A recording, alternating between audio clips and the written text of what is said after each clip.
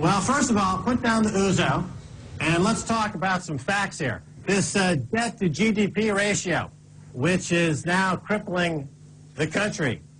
It was the same back in the year 2000. Why was it not reported? Because Goldman Sachs, in conjunction with the Greek government, hid billions and billions of debt. Now, this is the problem. The problem is that you've got bankers like Goldman Sachs and Wall Street colluding with the Greek government to falsify data. To rectify the problem, the Greek government is sent in their intelligence agency to investigate what's going on, and they've hired a former Goldman Sachs banker to head up this particular investigation. So they've got Stockholm Syndrome. They're being held captive by corrupt bankers on Wall Street, and they're blaming themselves. They're beating themselves for somebody else's corruption. That's the corruption on Wall Street. Now, you have to laugh at this ridiculous situation because here you've got two Greek analysts saying that, well, we should pay more taxes. We need to get rid of the black market. And yet Goldman Sachs, who advised them on this corruption last year, paid less than 1% in taxes. Goldman Sachs doesn't pay any taxes. So to finance Goldman Sachs Christmas bonuses, you're going to ask the Greek people to pay more taxes? Do the Greek people get compensated from Goldman Sachs? Do they own stock in Goldman Sachs? This is absurd. Why are you selling your countrymen down the road? And to say there's no alternative is false. There's insurrection is a possibility. Why not get rid of this government? They're totally corrupt. Could Greece maybe go to the IMF for help, or would that be even worse?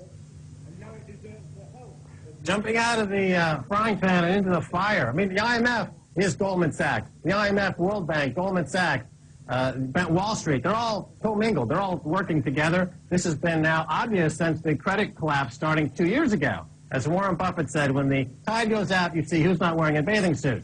Now, as the credit crunch has basically deprived these countries and these companies in these countries of credit, we're seeing who is not capable of dealing in the credit crunch. And Greece is an obvious example, but so too is Spain and the other so-called pig nations. We also see it in Iceland, which is having a vote on March 6th whether or not to appease the financial terrorists on Wall Street, who did the same thing to Iceland. But here's the thing about France and Germany. Germany is the #2 exporter in the world. They don't mind if the euro goes down, so they're using Greece as a whipping boy. They'll say, look at Greece. We need to go in there and reform Greece. Look at bad Greece. Oh, the euro's in trouble. But they benefit hugely by the depression. But that's not the issue, is it? Because at a time of high unemployment at home and coming out of a recession, how do the likes of France and Germany justify to their people that they need to give more money to Greece? That's at the crux of it, isn't it? Well, they're going to jawbone this issue all day long, but not take any action because they know that the professional speculators are driving down the euro. The short position, which are the negative bets on the euro, are at a historic high. Billions and billions of euros and dollars are bet on the euro's failure. Chief beneficiary of this is going to be Germany, who's a huge export market.